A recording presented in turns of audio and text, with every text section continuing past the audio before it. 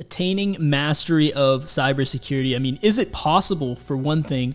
And then, obviously there's a lot of people out there that have obtained a level of mastery or high level of proficiency, let's at least say, in many different fields, right?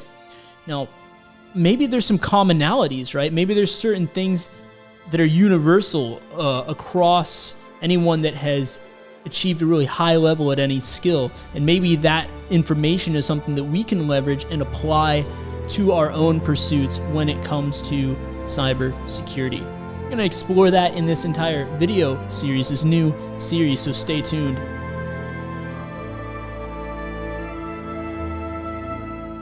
What's up, guys? This is Ryan from Elevate Cyber. Now, this series is a new one that I'm doing. It's a little bit different than anything that I've done in the past, but I think it'll be extremely valuable. I'm actually going to be covering what I think is one of the best book resources out there.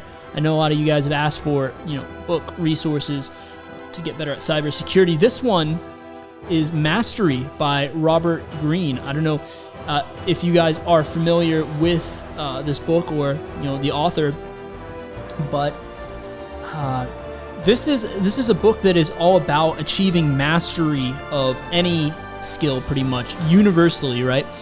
Not only cybersecurity, but anything you're going for. Most certainly, we're going to cover this book on here, and we're going to sort of go through each section, and I'm going to explain to you how this ties into cybersecurity and how specifically, we can apply this, these ideas to master any skill, specifically how we can apply it to cybersecurity. So, if you are familiar with the author of this book, Robert Greene, and basically the way he writes is that he gives a lot of historical examples. So he'll make a claim on something, right? And then he'll back up that claim with a historical example, like an actual story from history that illustrates historical figures doing what he's talking about, applying whatever concept he's trying to explain. And so you can really see a practical side, not only have the theory of, this is something that, you should try and do because it will benefit you in this way. You can also see a story that is actually, real historical account of someone doing it. Now, there's a lot of really good historical figures that he covers in this book when he illustrates these stories, right? We're talking anywhere from Henry Ford to Benjamin Franklin, Michael Faraday, Alexander the Great. You even have some like Chinese warlords in this, I believe. The Wright brothers. The list goes on, right? So it's really like good information because this guy is like a historian, I believe. So he has, a lot of knowledge on actual historical accounts. So he can say, based on history, this is why this is the most optimal strategy, and here's some accounts of it actually playing out that way. Now, here's the thing, right? He has a bunch of different books centered around different topics. This specific book is on mastery. So all of the stories and the concepts that he has in this book are centered around how you can achieve mastery of any skill. And now, we're going to obviously cover it section by section in this video series. But to give you a basic overview, because I'm kind of going through this book again, I've already read it once before. A lot of what he explains is explaining the apprenticeship system that's been around since the Middle Ages.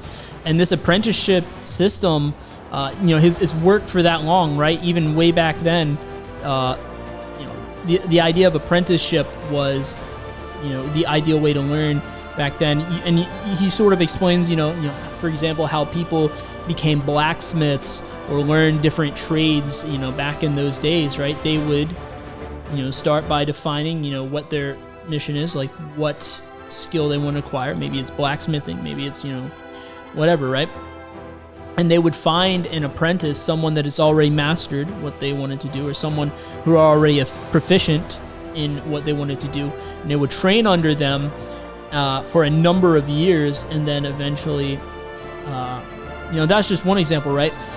And eventually move on and, mentor other people and teach it back. And there's really a lot of different techniques here that just beyond that, even beyond the apprenticeship, that he covers in this book, and we're definitely going to cover it in this series. A little bit of an overview. The first section is called Discovering Your Calling, the Life's Task, and it's kind of all about discovering what is your calling, like what is the thing that you want to pursue, and is it your calling? Is it something that you want to actually invest all of this time in? Because make no mistake, undertaking a full-blown apprenticeship in developing a skill is a pretty massive undertaking. So this is just sort of defining it and making sure that this is the path you want to go down, right? And then in the next section is Submit to Reality, the Ideal Apprenticeship. So he basically explains how do you actually implement this idea of an apprenticeship when it comes to learning a skill. And it's this is where I was talking about before, it's kind of based off of the Middle Ages, the medieval era, whatever it was, apprenticeship system. How can you replicate that in today's world, right? And then the next section, Absorb the Master's Power, the mentor dynamic. So this is all about, finding a mentor and sort of learning off of someone else that is proficient in the area that you want to be proficient in, right? And then it goes on to see people as they are, social intelligence. So, a lot of people wouldn't consider social intelligence when it comes to mastery, but it's actually really important. And he has a lot of really good examples, especially from like Benjamin Franklin and stuff like that, on how important it is to have social intelligence and how that can help you in mastering a skill. And then Awaken the Dimensional Mind, the Creative Active. The Creative Active is something that he, I believe, kind of coins here. But yeah, he has a lot of examples for this one as well. Basically, you accumulate more skills, internalize the rules that govern your field, your mind will become more active, and then you will seek to use this knowledge in ways that are more suited to your inclinations. So it's this is like the next level, the next step in your sort of journey to mastery, right? And from there, fuse the intuitive with the rational, mastery. So this is sort of putting things together, the higher form of intelligence, anticipating trends and responding with speed and accuracy to any circumstance. So basically, as the book goes on, it kind of guides you through the learning process. In the very beginning, it talks about your initial, getting your apprenticeship phase and finding a mentor. But then as we go through the book, we're going to be focusing on the more higher level, once you get to higher levels of proficiency in a skill, how you can keep growing from there and expanding your knowledge and even starting to innovate in your field as well. And one more section, I think that was it. Yeah, there's just 6 main sections in this book, and we're going to be covering that. So if that sounds interesting to you, definitely subscribe to the channel.